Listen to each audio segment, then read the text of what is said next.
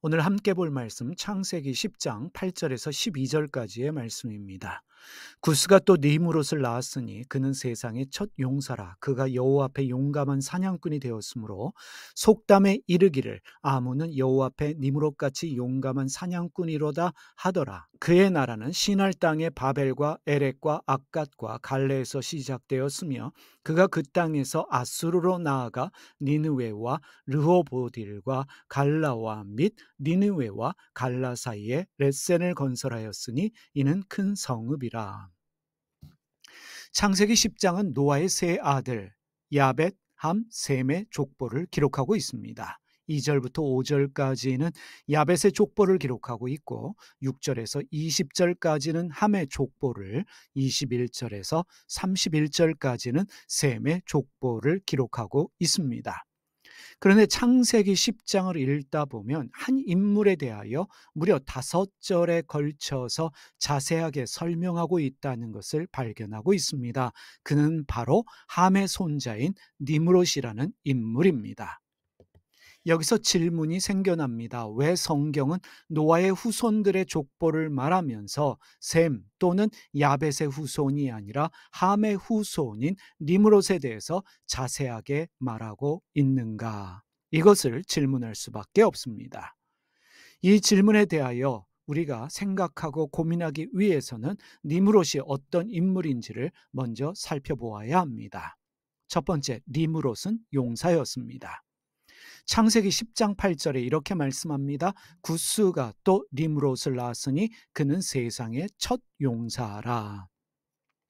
이 구절의 용사로 번역되어진 히브리어 기보르는 거인, 영웅, 권력자, 정복자, 전사 등 다양한 말로 번역할 수 있는 단어입니다. 그리고 첫 번째로 번역되어진 히브리어 헤헬은 시작했다라는 뜻입니다. 다시 말해 니므롯은 인간 역사의 정복과 권위의 행위를 시작한 첫 번째 사람으로 말하고 있는 것입니다. 그래서 10장 8절을 이렇게 번역할 수 있습니다. 니므롯은 땅에서 세상을 정복하고 권력을 행사한 첫 번째 사람이다. 두 번째로 니므롯은 하나님 앞에서 용감한 사냥꾼이었습니다. 창세기 10장 9절 말씀입니다. 그가 여호와 앞에서 용감한 사냥꾼이 되었으므로 속담에 이르기를 아무는 여호와 앞에 니므롯같이 용감한 사냥꾼이로다 하더라. 여호와 앞에서 용감한 사냥꾼이 되었다. 이 말은 주님 앞에서 힘 자랑하는 사냥꾼, 주님을 힘으로 대적하는 사냥꾼이 되었다는 뜻입니다. 성경은 니므롯에 대해서 말하기를 하나님의 권위와 경쟁하고 있는 힘 자랑하는 인물로 말하고 있습니다. 참고로 니므롯이라는 이름의 뜻은 반항하다라는 뜻을 가지고 있습니다. 세 번째로 성경은 니므롯에 대해서 자기 나라를 세운 최초의 인물로, 최초의 왕으로 말하고 있습니다. 창세기 10장 10절입니다. 그의 나라는 시날 땅의 바벨과 에렉과 악갓과 갈레에서 시작되었으며, 니므롯은 자기의 나라를 시날 땅의 바벨에 세웠습니다. 여러분, 나라를 세우려면 성을 건축하는 일도 중요하겠지만 가장 중요한 일이 사람을 끌어 모아야 합니다. 내 백성이 있어야 합니다. 니므롯은 자기 사람들을 모아 자기의 나라, 자기의 왕국을 세웠습니다. 그 첫 번째 사람이었습니다. 바벨탑 사건이 바로 니므롯이 세웠던 나라인 시날 땅의 바벨에서 있었던 사건입니다. 바로 니므롯이 바벨탑 사건의 주동자임을 우리가 짐작할 수 있습니다. 네 번째로 니므롯은 시날 땅의 바벨에서 만족하지 않고 자기 힘으로 다른 사람과 전쟁하며 점령한 사람입니다. 이것을 성경이 말하고 있습니다. 창세기 10장 11절과 12절의 말씀입니다. 그가 그 땅에서 아수르로 나아가 니느웨와 르호보딜과 갈라우와 및 니느웨와 갈라 사이에 렛센을 건설하였으니 이는 큰 성읍이라. 니므롯은 아수르로 나아갑니다. 나아간다는 게 무슨 뜻입니까? 아수르를 침략해서 자기 땅으로 만들었다는 것입니다. 남의 땅에 쳐 들어가서 전쟁해서 그 땅을 빼앗아 내 땅으로 만들었습니다. 그곳에 성을 건축했다는 뜻입니다. 여기서 주목해야 될 또 한 가지가 아수르는 셈의 아들이라는 말입니다. 창세기 10장 22절에 보면 셈의 아들은 엘람과 아수르와 아르바삭과 룻과 아람이요라고 말하고 있습니다. 니므롯은 자기 친척인 셈의 후손 아수르의 땅에 침략했습니다. 힘으로 제압해서 땅을 빼앗았습니다. 내 땅을 만들고 그곳에 자기의 성을 만들어 세웠던 사람, 그가 니므롯입니다. 니므롯은 니느웨에 만족하지 않았습니다. 여러 지역에 자기의 성을 세웠습니다. 무슨 뜻입니까? 다른 지역에 침략해서 전쟁에서 빼앗았고 그곳에 자기의 성을 세웠습니다. 자기의 지경을 넓혀갔습니다. 니느웨는 니므롯의 다른 이름인 니누스의 거처라는 뜻입니다. 니므롯은 자기의 힘으로 전쟁하고 정복하며 자기의 이름으로 된 성을 건축하며 자기의 이름을 알렸습니다. 니므롯은 니느웨와 갈라 사이에 큰 성읍 레센을 건설했습니다. 오늘 말로 하면 대도시를 건설한 것입니다. 히브리어 레센은 구속과 속박을 뜻하는 말입니다. 니므롯은 도시를 건설했고 사람들을 그곳에 불러 모아 자기를 추종하며 따르게 했습니다. 그곳에 사람들을 가두고 구속하며 속박했다는 것입니다. 당시 큰 성읍인 레세는 분명 다른 곳보다 보기에 화려하고 편안한 곳임에 분명합니다. 오늘로 이야기하면 신도시입니다. 교육과 주거, 교통시설이 발달한 곳으로 우리가 이해할 수 있습니다. 이런 곳에 사람들이 모여드는 것은 당연합니다. 니므롯은 그곳에 모여든 사람들을 자기의 사상과 뜻으로 구속하고 속박했습니다. 힘, 돈, 권력이 최고이다라는 생각을 주입시키며 사람들로 하여금 부와 명예, 권력을 추구하며 살게 만들었습니다.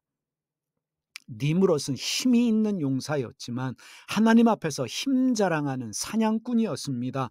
동물을 잡는 사냥꾼이 아니라 사람을 사로잡는 사냥꾼이었습니다. 그는 자기의 힘으로 전쟁하고 정복하며 자기의 성과 나라를 세운 첫 번째 사람입니다. 도시를 건설하고 그곳에 사람들을 불러 모아 자기의 사상으로 구속하고 자기의 사람을 만들어서 자기만을 추종하도록 만들었던 것입니다. 그런데 분명한 것은 성경은 니므롯이 위대한 인물이기 때문에 니므롯에 대하여 말하고 있는 것이 아니라는 사실입니다.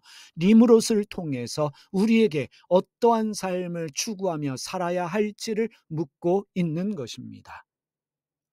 여러분, 가장 천한 종이 되라고 저주를 받았던 함의 자손들은 우리 눈으로 볼 때 승승장구하며 부와 권력을 가지고 정복하며 도시를 건설합니다. 돈과 명예, 권력을 다 가진 사람들, 그 사람들이 함의 후손들입니다. 성경은 이것이 진정한 복이냐 우리에게 묻고 있는 것입니다.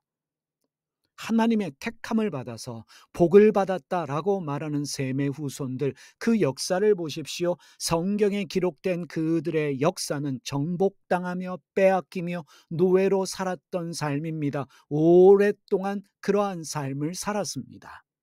하나님은 기회가 있을 때마다 그들의 힘을 빼셨고 그들을 낮추셨습니다. 그렇다면 여러분, 무엇이 진정한 복이겠습니까? 사람은 돈과 권력을 추구하며 힘이 되는 모든 것을 가지기 원합니다. 알려진 유명한 사람이 되기를 원합니다. 돈, 권력을 가진 사람, 힘 있는 사람이 되면 내가 하나님이 되어서 다른 사람의 섬김과 예배를 받고 싶어 하는 것, 그것이 인간의 욕심입니다. 인간은 자기의 힘과 권력으로 전쟁하고 정복합니다. 조금만 힘이 있어도 다른 사람들을 무시하는 갑질을 하는 것이 인간의 본성입니다.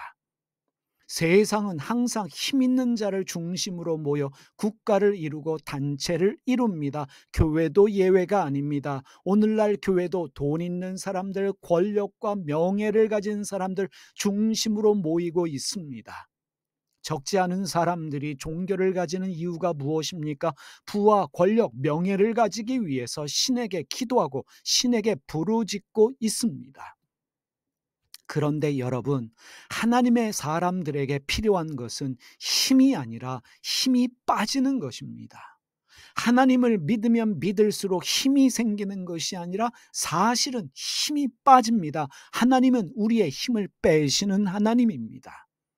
하나님은 광야에서 모세의 힘을 빼셨고 감옥에서 요셉의 힘을 빼셨습니다. 다윗의 힘을 빼셨습니다. 이스라엘 백성들의 힘을 40년 동안 광야에서 빼셨습니다. 사울 힘도 없게 만드시는 분이 하나님이십니다.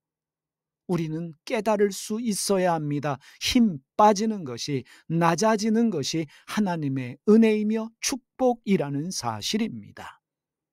하나님의 사람은 절대로 내 나라, 내 왕국을 만들지 못합니다. 만들려고 해도 되지 않습니다. 내 백성, 내 나라, 내 교회 만들 수 없습니다. 하나님이 힘을 빼시고 낮추시기 때문입니다. 이스라엘의 역사를 보십시오. 그들은 오랫동안 나라를 빼앗겼고 나라를 만들지 못했습니다. 하나님은 내 이름 알리는 것을 용납하지 않으십니다. 그래서 기회 있을 때마다 패배하게 하시고 낮아지게 하십니다. 만나를 주십니다. 창고에 가득 채울 만큼 주시지 않습니다. 많이 주면 교만해질 것을 아시기 때문에, 욕심 부릴 걸 아시기 때문에 그날 먹을 양만 주시는 것이 하나님의 간섭이며 하나님의 은혜입니다.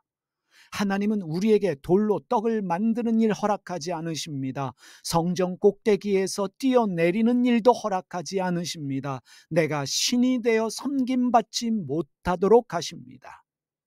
그러하기 때문에 하나님의 사람으로 살아가는 신앙생활 절대로 편한 삶이 아닙니다. 저와 여러분이 하나님께 택함을 받았다면 우리는 하나님의 다루심 가운데 날마다 낮아지며 날마다 겸손해지며 날마다 힘 빠지는 삶을 살 수밖에 없습니다. 하나님은 오늘도 우리의 힘을 빼셔서 우리의 모든 교만을 겸손으로 만드셔서 하나님으로만 사는, 하나님으로만 기뻐하는 인생을 만드십니다.